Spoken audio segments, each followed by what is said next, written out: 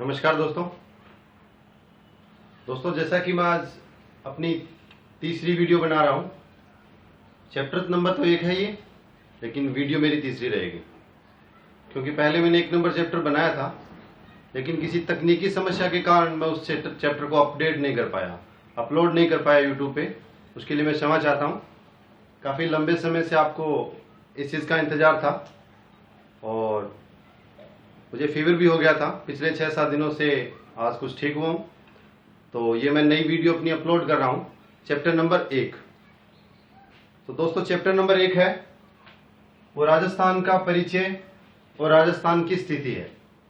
मैं आपको बताऊंगा भी राजस्थान के बारे में। राजस्थान है क्या, राजस्थान क्या है, राजस्थान कहाँ है, राजस्थान का परिचय दूंगा। उसके बाद मैं राजस्थान की स्थिति बताऊंगा। भारत के अंदर राजस्थान की क्या स्थिति है, विश्व में राजस्थान की क्या स्थिति है, उस पर चर्चा करेंगे। सबसे पहले इसके बाद परिचय की बात करते हैं। जैसा कि मैंने बताया, राजस्थान की आकृति विषम कोणीय, चतुर्भुजाकार व पतंगाकार है। अगर राजस्थान की बात करें तो राजस्थान एक पतंग के समान है। किस टाइप से उसकी शेप बनती है, ऐसे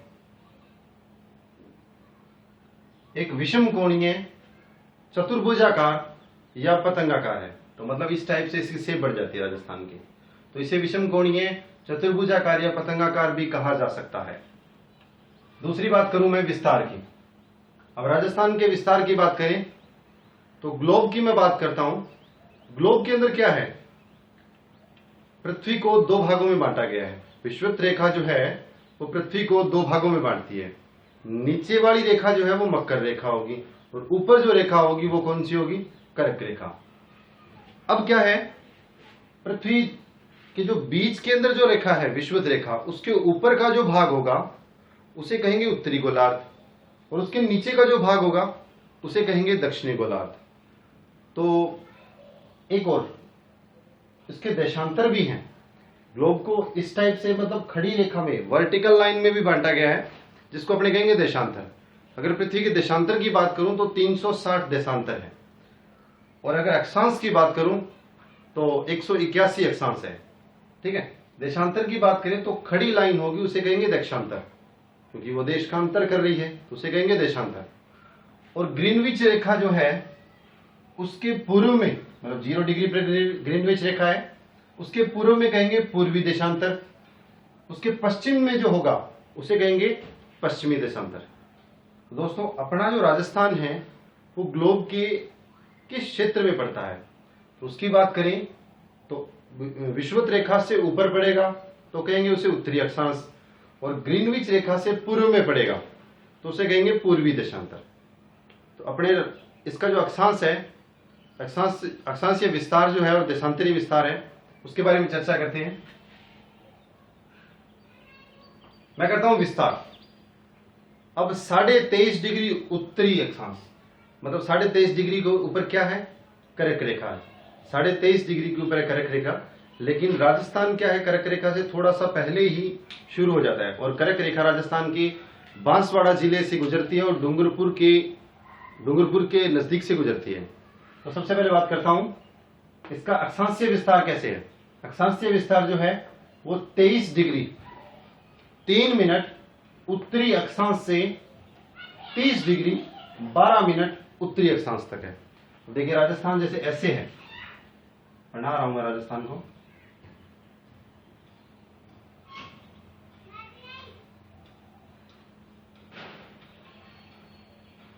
ये राजस्थान है मान लीजिए, ठीक है। अगर ये जो रेखा की बात करूं मैं, इस रेखा की बात करूं तो यहां पर क्या है, यहां से जो शुरुआत दक्षिणतम पॉइंट है राजस्थान का, इसको कहूंगा मैं 23 डिग्री 3 मिनट उत्तरी अक्षांश, क्योंकि कर्क रेखा से अपने जितना दूर जाएंगे उतना ही अक्षांश बढ़ता जाएगा।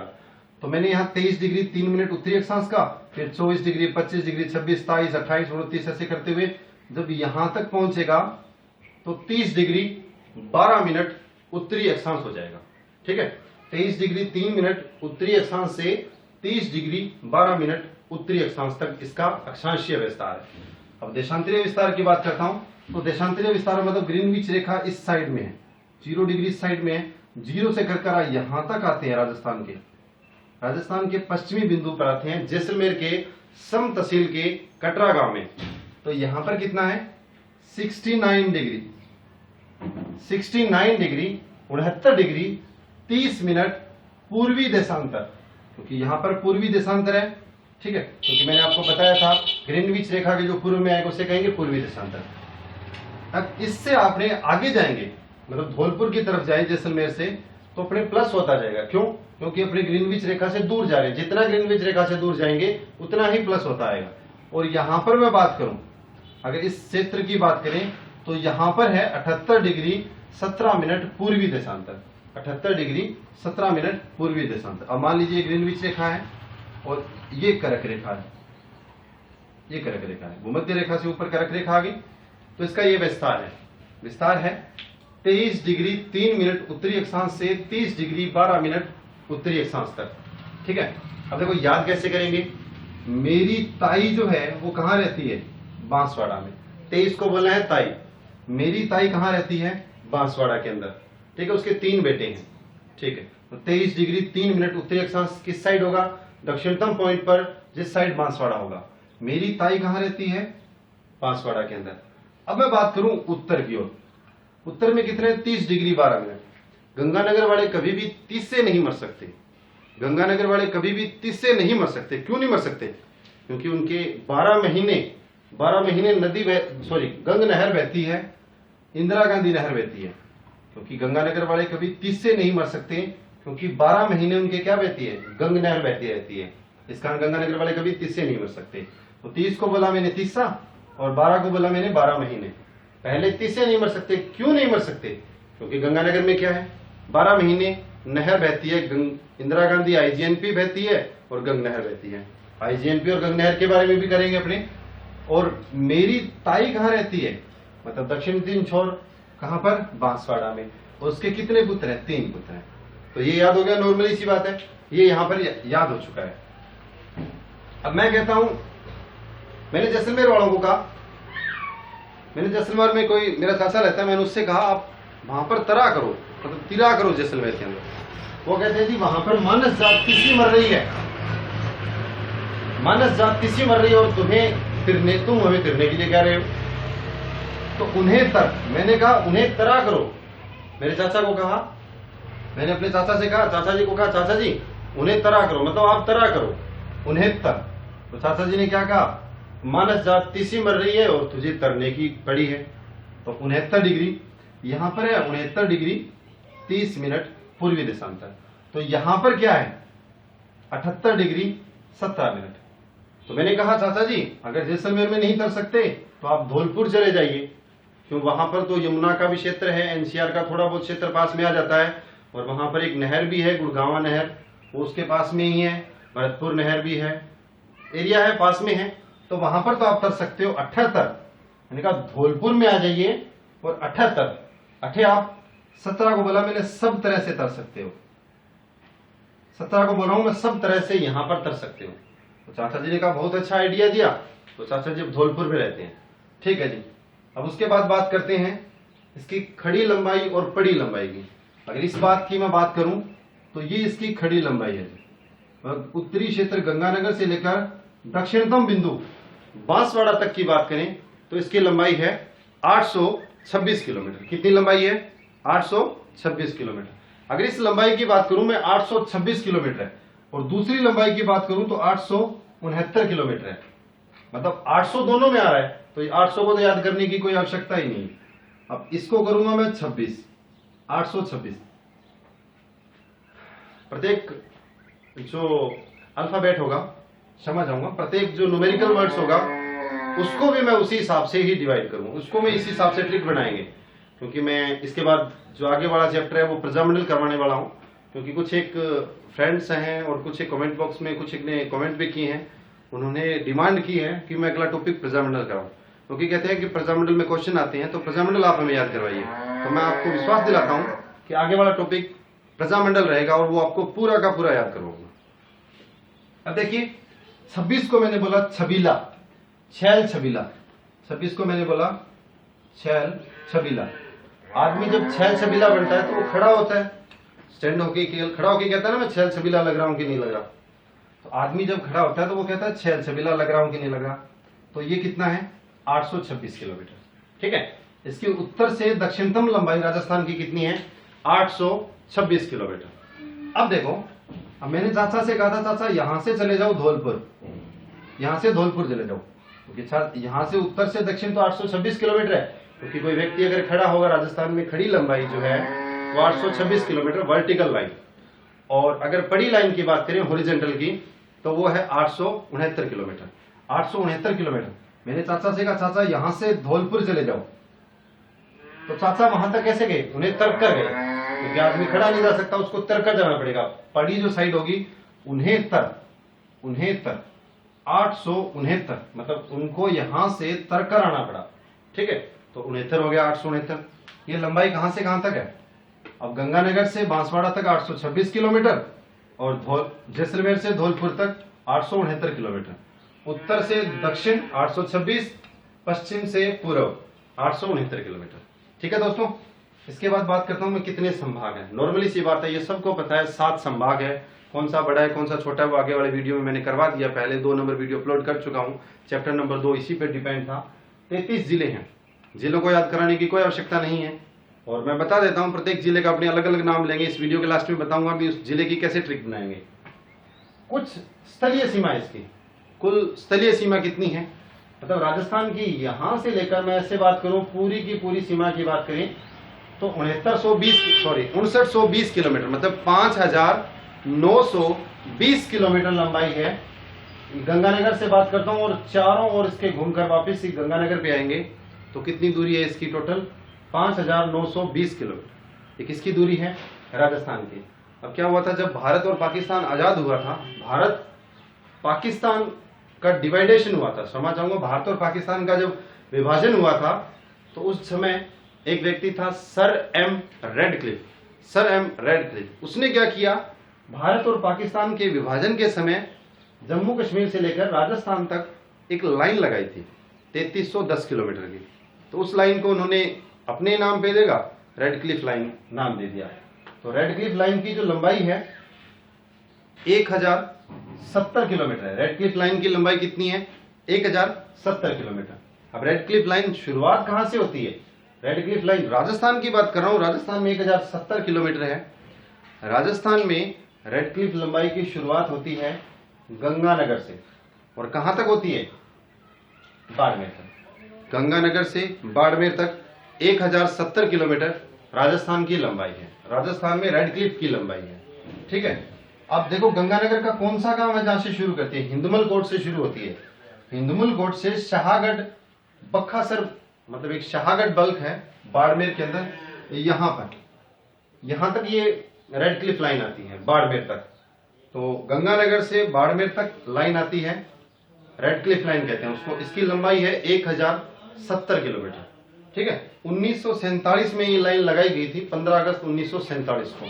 ठीक है, अब देखो एक शाहगढ़ बल्क है, क्वेश्चन आया हुआ 1-2 बार, शाहगढ़ बल्क कहां पे है, तो शाहगढ़ बल्क जो है वो बाड़मेर के अंदर है। कहां पर है, बाड़मेर के अंदर। वहां पर क्या है, बीएसएफ की एक टुकड़ी है, वो बॉर्डर की रक्षा करती है बीएसएफ। तो बीएसएफ की एक टुकड़ी है वो यहाँ पर तैनात रहती है, और यहाँ पर इन बल्ब के अंदर जो लाइटिंग का काम दिया गया है वो जोधपुर जेवीडीएनएल द्वारा दिया गया, जोधपुर विद्युत वितरण निगम लिमिटेड द्वारा दिया गया है। ठीक है, इसके बाद बात करूं मैं देशांतरीय विस्तार। अब देशांतरीय विस्तार की बात करें, अगर बात करते हैं राजस्थान के अंदर सबसे पहले सूर्योदय कहाँ होता है, तो पूर्व में जो होगा वहीं सूर्योदय होगा। राजस्थान में सबसे पहले सूर्योदय होता है धौलपुर के अंदर, और सबसे बाद में होता है पश्चिमी क्षेत्र जैसलमेर के अंदर। अब बात करते हैं विस्तार, मतलब कितना विस्तार है राजस्थान के पूर्व से पश्चिम तक बात करूं मैं, क्योंकि सूर्य तो ऐसे ही उदय होता है पूर्व से पश्चिम में।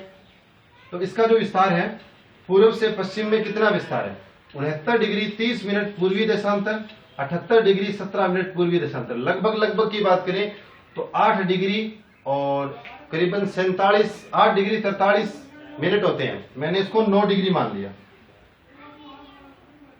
9 डिग्री का अंतर मान लिया। 1 डिग्री पूर्वी देशांतर की तरफ आएंगे, जब 1 डिग्री अपने पूर्वी देशांतर की तरफ आएंगे तो 4 मिनट का अंतर होता है।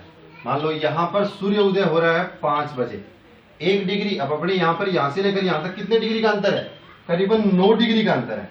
ठीक है, 1 डिग्री में कितना अंतर होता है? 4 मिनट का। तो 9 डिग्री में कितना अंतर होगा? 9 चौके 36 डिग्री, 36 मिनट का। ठीक है, 36 मिनट का अंतर रहेगा।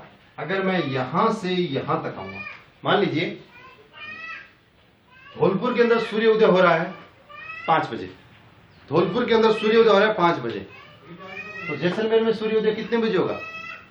5:30 बजे, 5:36 के लगभग होगा।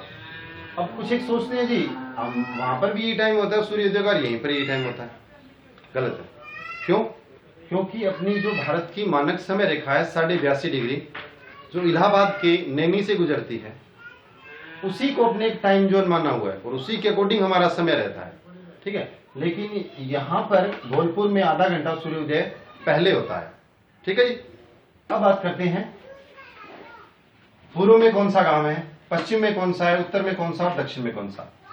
चलो ठीक है दोस्तों, बात करते हैं राजस्थान के पूर्व में कौन सा गांव है। राजस्थान की बात करूं, मैंने बताया राजस्थान का पूर्व ये है। ठीक है, पूर्व के अंदर जिला बताया आपको धौलपुर, पूर्व के अंदर जिला बताया धौलपुर, तहसील है राजाखेड़ा और गांव है सिलाना गांव।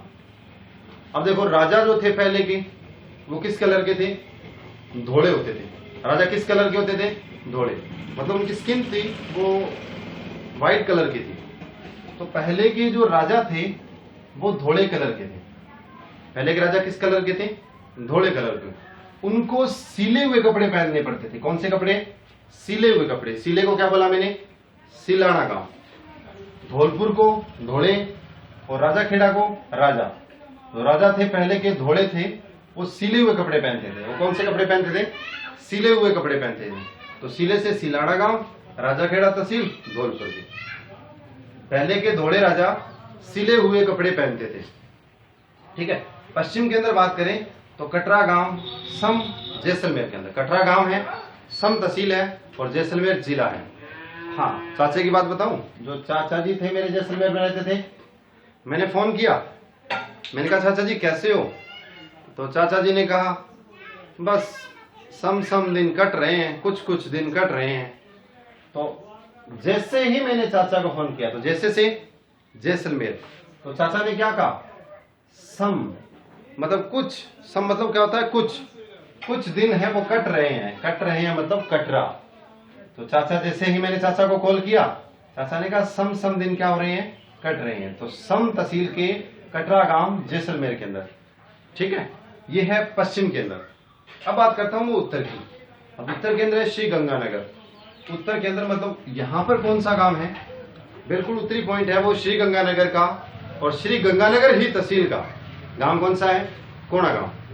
देखो, मैं खुद गंगानगर का हूं तो आपको बता देता हूं, गंगानगर वाले क्या है, बात बात के ऊपर कहते हैं इस कोने में ये होना चाहिए, इस कोने में ये होना चाहिए, इस कोने में बैठकर खाना खाना चाहिए, यहाँ पर मंदिर होना चाहिए, क्योंकि वो वास्तुशास्त्र के हिसाब से ज्यादा चलते हैं। कौन चलते हैं? गंगानगर वाले। तो गंगानगर वाले वास्तुशास्त्र के हिसाब से ज्यादा चलते हैं, तो वो क्या कहेंगे?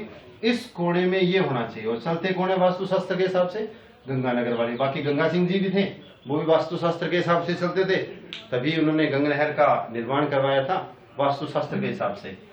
ठीक है, दक्षिण के अंदर कौन सा है? बांसवाड़ा का, कुशलगढ़ का, बोरकुंडा गांव। जिला बांसवाड़ा, तहसील कुशलगढ़ और गांव कौन सा? बोरकुंडा गांव। अब याद कैसे करेंगे? दक्षिण के अंदर मतलब जो नीचे है, मेरी ताई जो दक्षिण में रहती है, मेरी ताई ने क्या किया? आदिवासी है मेरी ताई, उसने क्या किया? एक बांस का डंडा ले लिया, बांस का डंडा लेकर कुशल पूर्वक लग गई उसको जमीन के अंदर गाड़ने, और धीरे धीरे क्या किया? वहां पे पानी निकल गया, मतलब वहां पर बोर हो गया। क्या हो गया? बोर करते हैं अपने कुआं बोर करते हैं, उसी टाइप से मेरी ताई ने क्या किया? बांस के डंडे से कुशल पूर्वक एक स्थान पे ऐसे लगी हुई थी टिक टिक करते हुए, तो वहां पर बोर हो गया, वहां से क्या निकला? पानी निकला। ठीक है, तो बांसवाड़ा, कुशलगढ़ का, बोरकुंडा गांव। अब बात करता हूँ लंबाई व चौड़ाई के अंतर। और देखो, लंबाई व चौड़ाई में अंतर एक बार क्वेश्चन एग्जाम में पूछा गया है, लंबाई व चौड़ाई में अंतर क्या है? तो कुछ एक स्टूडेंट्स कंफ्यूज हो गए थे, तो पूछ क्या रहा है? जब तक हमें ये पता नहीं होता पूछ क्या रहा था, तब तक हम बता नहीं सकते। इसने क्या कहा था? 869 के अंदर 826, मतलब पश्चिम से पूर्व की लंबाई के अंदर उत्तर से दक्षिण की लंबाई को माइनस करेंगे तो 43 डिग्री, सॉरी 43 किलोमीटर जो है वो बचता है। तो अंतर कितना है? 43 किलोमीटर का। इतना सब कुछ हो गया है। ठीक है दोस्तों, अब जारी रखेंगे। अब इसके आगे मैं थोड़ा सा बता देता हूं भी यहाँ पर कौन सी जिले की सीमा लगती है, कौन से लगते हैं। यहां से लेकर उत्तर से लेकर यहां तक उत्तरी पश्चिमी जो क्षेत्र है वहां पर पाकिस्तान लगता है। उसके बाद यहाँ पर पंजाब लगता है, फिर इसके बाद हरियाणा की सीमा लगती है, फिर कुछ एक उत्तर प्रदेश की लगती है, फिर मध्य प्रदेश की सीमा लगती है, और फिर इसकी सीमा किसके साथ लगती है? गुजरात के साथ। राजस्थान की इस हिसाब से सीमा है। मैं सारे के सारे जो जिले हैं वो आपको ट्रिक से याद करवाऊंगा भी किस राज्य का कौन सा जिला राजस्थान के साथ लगता है, वो आपको ट्रिक से करवाएंगे। तो आप ये नोट कर लीजिएगा, उसके बाद आगे चलते हैं।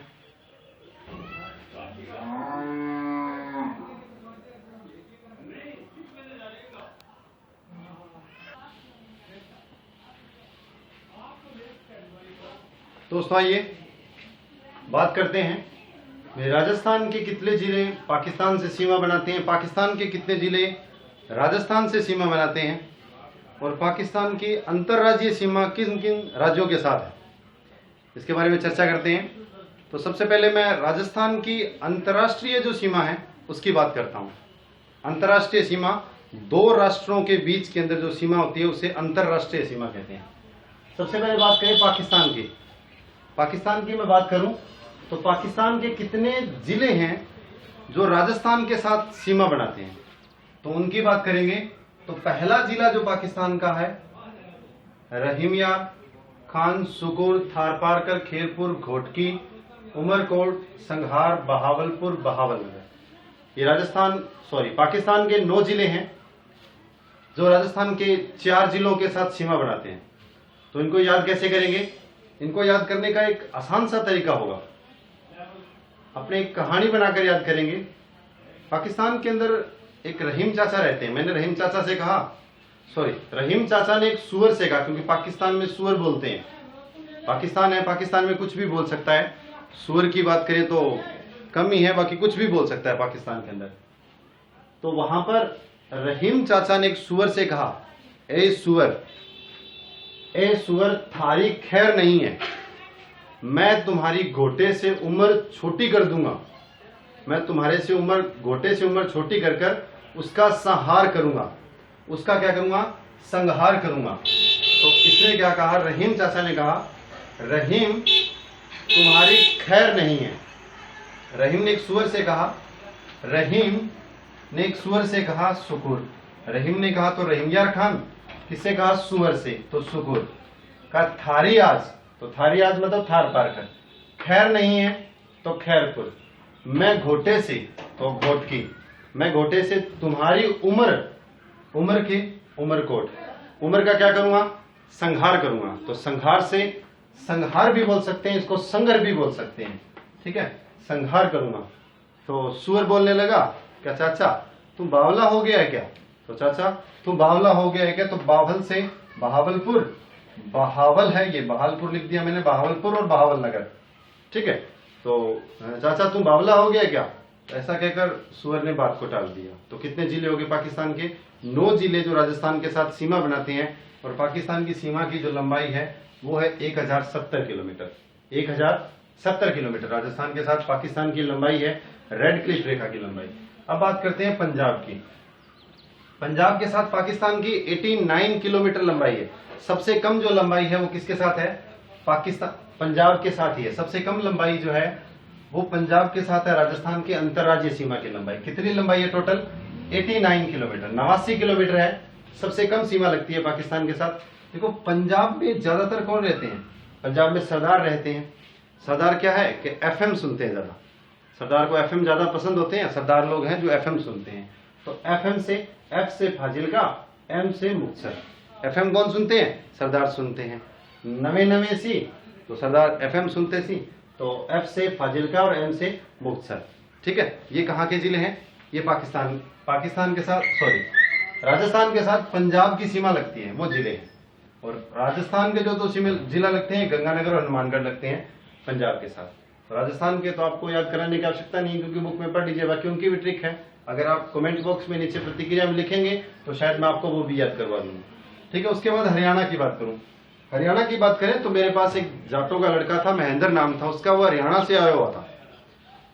उसने मुझसे कहा कि सर कि मुझे, मेरा नाम महेंद्र है और मुझे आरपीएससी में फतेह करवा दीजिए आप। मैंने कहा आरपीएससी में फतेह करना नॉर्मल सी बात नहीं है। उसने कहा सर मुझे नहीं पता, आप मुझे आरपीएससी में फतेह करवाएंगे। तो मैंने कहा ठीक है भी करवा देंगे, फिर तू मेरे लिए क्या करेगा? उसने कहा हम आपको सर गुड़ की रेवड़ी खिलाएंगे, हम आपको गुड़ की रेवड़ी खिलाएंगे। मैंने कहा बावड़े आरपीएससी में फतेह करवा रहा हूं और तू रेवड़ी गुड़ की खिला रहा है। तो उसने कहा कि सर ऐसे, तो मेरे को कोई ट्रिक बताओ। मैंने उसको ट्रिक बता दी। मैंने कहा यहां से कितना दूर, 8 कोस दूर,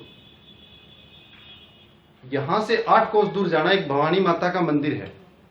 भवानी माता का मंदिर है, वो तुम्हारे सर पर हाथ रख देगी तो हम सारे बैठकर क्या खाएंगे? मेवे खाएंगे। हम सारे बैठकर क्या खाएंगे? मेवे खाएंगे। तो इसको याद करते हैं। महेंद्र नाम का स्टूडेंट था तो महेंद्रगढ़। उसने कहा सर आरपीएससी में फतेह करवा दीजिए, तो फतेहबाद। मैं आपको क्या खिलाऊंगा? गुड़ की रेवड़ी खिलाऊंगा। तो गुड़गावा रेवाड़ी, तो गुड़गावा का नाम गुरुग्राम हो चुका है, तो गुड़ की रेवड़ी खिलाऊंगा तो गुड़गावा रेवाड़ी। तो मैंने कहा यहां से 8 कोस दूर, मतलब राजस्थान के साथ 1 2 3 4 5 6 7 8 जिले लगते हैं। तो मैंने कहा यहां से 8 कोस दूर भवानी माता का मंदिर है। भवानी माता का मंदिर है, वो तुम्हारे सिर पर, भवानी से भिवानी, मैंने कहा वो तुम्हारे सिर पर, तो सिर से सिरसा, सर पर हाथ रख देगी तो हम सारे से हिसार, हम सारे क्या खाएंगे? मेवे खाएंगे। गुड़ की रेवड़ी थोड़ी खानी है हमने, आरपीएससी में फतेह करवा रहा हूं, गुड़ की रेवड़ी थोड़ी खाऊंगा। हम सारे क्या खाएंगे? मेवे खाएंगे। आप भी आरपीएससी में फतेह करोगे तो खिलाओगे ना मेवे? बिल्कुल खिलाने पड़ेंगे। तो हम सारे क्या करेंगे? मेवे खाएंगे। मेवात का जो नया नाम है वो नू कर दिया, और मेवे लेके कौन आएगी? घर की नू। नू कौन होती है? घर की बहू होती है। ठीक है। उसके बाद मध्य प्रदेश, देखो उत्तर प्रदेश भी है। हरियाणा के बाद उत्तर प्रदेश के जो 2 जिले लगते हैं, आगरा और मथुरा। ठीक है। उत्तर प्रदेश वालों के साथ मत्था नहीं मारना चाहिए। क्यों? क्योंकि वो आग लगा देते हैं। तो मत्था से मथुरा और आग से आगरा, तो लगा कौन देते हैं? यूपी वाले। अब तो योगी जी ने वैसे भी आग लगा रखी है। ठीक है। उसके बाद बात करूं मैं एमपी की। मध्य प्रदेश के साथ राजस्थान के कितने जिलों की सीमा लगती है, और मध्य प्रदेश के कितने जिलों की राजस्थान के साथ सीमा लगती है? तो उनकी संख्या 1 2 3 4 5 6 7 8 9 10 है। ठीक है। अब बात करते हैं, एक दिन की बात है, मध्य रात में एक बुआ, मेरी बुआ है, वो रात को मंद मंद पैरों से जा रही थी। एक बुआ रात को मंद मंद पैरों से नीम के पेड़ के नीचे जा रही थी। नीम के पेड़ के नीचे हमारे एक शिव भगवान का मंदिर है। तो मैंने बुआ से पूछा, बुआ जी कहाँ जा रहे हो? वो कह रही मैं शिव भगवान के मंदिर जा रही हूँ सजाने के लिए। तो मंदिर में पहुंच गई। मंदिर में पहुंचा तो मैं बुआ से पहले वहां बैठा हुआ था। तो बुआ ने मुझसे कहा आगे ही मरिया करोगे, बागड़ी भाषा में कहा था उन्होंने, आगे ही मरिया करोगे, तू अटके में बैठे गए। तो मैंने बुआ से कहा बुआ मैं राजपाट के लिए गुणा भाग कर रहा हूँ, क्योंकि आईपीएस लगने के लिए गुणा भाग कर रहा हूँ, तो राजपाट के लिए क्या कर रहा हूँ? गुणा भाग कर रहा हूँ। तो देखो बुआ ने मुझसे क्या कहा, बुआ, तो बुआ से झबुआ। और कब गई थी? मध्य में, रात्रि मध्य में। तो मध्य से मध्य प्रदेश। और क्या उड़ के गई थी? शोल उड़ के गई थी। शोल से 1600 किलोमीटर की लंबाई है। ठीक है। एक बुआ रात के मध्य, तो बुआ से जबुआ, रात से रतलाम, मंद मंद पैरों से, तो मंद से मंदसौर। कहां पर जा रही थी? नीम के पेड़ के नीचे, तो नीमच। तो नीम के पेड़ के नीचे किसका मंदिर था? भगवान शिव का मंदिर था, तो शिवपुरी। मैंने कहा भगवान शिव के मंदिर क्या करोगी? उनको सजाऊंगी, संवारूंगी, तो श्योपुर। ठीक है। फिर बुआ गई, उससे पहले मैं वहां पर तैयार था। बुआ आई, बुआ ने कहा आगे ही मरो के, आगे से अग्रमालवा, मरो से मुरैना। तो मेरी बुआ ने मुझसे पूछा यहां पर क्या कर रहे हो? मैंने कहा राजपाट के लिए गुणा भाग कर रहा हूं, राजपाट से राजगढ़ और गुणा भाग से गुणा। ठीक है। कितने जिले हैं? 10 जिले हैं। एमपी की राजस्थान के साथ सीमा बनाते हैं और 1600 किलोमीटर सीमा की लंबाई है। उसके बाद बात करते हैं गुजरात की। गुजरात की अगर बात करें तो रात। गुजरात की बात करें तो कच्छ, बनासकांठा, पंचमहल, दाहोद, साबरकांठा, महिसागर, अरावली। देखो क्या है, गुजरात के अंदर कच्छ का रण है। कच्छ के रण के अंदर, वन के अंदर 5 महल में कछुआ रहता है। गुजरात के अंदर वन के अंदर 5 महल में कछुआ रहता है। वो क्या है, रात को क्या करता है, बड़े बड़े दोहे पड़ता है। दोहे पड़ने के बाद कछुआ क्या साबरकांठा खाता है, मतलब सांबर खाता है। मैंने कछुआ से पूछा, बड़ा यार अजीब आदमी है तू, आदमी तो क्या है, जानवर है, सांबर तो आदमी खाते हैं, तू खा रहा है। वो कहता तने खानी है के? मैं कहा नहीं जी, मैं नहीं खानी। तो उसने कहा उरे के रहे फिर जा। तो देखिए याद करते हैं, कच्छ वन में कौन रहता था, कछुआ रहता था। तो कच्छ से कछुआ। बनास, वन से बनास। 5 महल में रहता था तो पंचमहल। बड़े बड़े क्या पढ़ता था, दोहे पढ़ता था। और कब पढ़ता था, रात को। तो रात से गुजरात। रात को बड़े बड़े दोहे पढ़ता था साबरकांठा। और दोहे पढ़ने के बाद क्या खाता था, सांबर खाता था। तो उसके बाद मैंने कहा सांबर खाता है। तो मैंने कहा यार तू जानवर होकर सांबर खा रहा है, तो तुमने खाना है क्या? मैंने कहा मैं तो नहीं खाना। तो मैं से महिसागर, मैं नहीं खाना। तो उसने कहा उरे केक रहे है जा फिर अठस्यो। तो उरे से अरावली।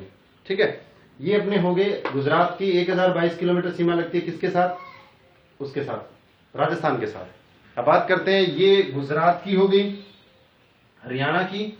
इनकी जो सीमा है वो काल्पनिक है, एक तरह से बनाई हुई है। मतलब ये कितनी सीमा कितनी निकल रही है, निकाल के बनाई हुई है। आरटीआई से मैंने पता भी किया था कितनी सीमा लग रही है, लेकिन कोई करेक्ट आंसर नहीं आया। फिर भी अगर आंसर आता है तो ये आंसर अपने को लेना पड़ सकता है, बिल्कुल सही होगा, लेकिन इस क्वेश्चन पे रेट लग जाएगी। तो अगर आए भी जाए तो आप यही आंसर करना है, 1022 किलोमीटर। अब देखिए अंतरराष्ट्रीय जिले जो हैं, राजस्थान के कितने जिले हैं जो पाकिस्तान के साथ लगते हैं, तो वो है 4। 4 जिले कौन कौन से हैं? एक बैंक है SBBJ, state bank of Bikaner and Jaipur. SBBJ से याद कैसे करेंगे, S से श्रीगंगानगर, B से बीकानेर, B से बाड़मेर और J से जैसलमेर। अब मैं लिखूं SBBJ, श्रीगंगानगर, बीकानेर, बाड़मेर, जैसलमेर। ये 4 जिले हैं जिनकी सीमा अंतरराष्ट्रीय सीमा लगती है। श्रीगंगानगर की लगती है 210 किलोमीटर। उसके बाद बीकानेर की लगती है 168 किलोमीटर, जो सबसे कम है। सबसे कम अंतरराष्ट्रीय सीमा लगती है राजस्थान की, बीकानेर की, जो सबसे कम है। उसके बाद बात करें बाड़मेर की तो 228 किलोमीटर, और जैसलमेर की बात करें तो 464 किलोमीटर।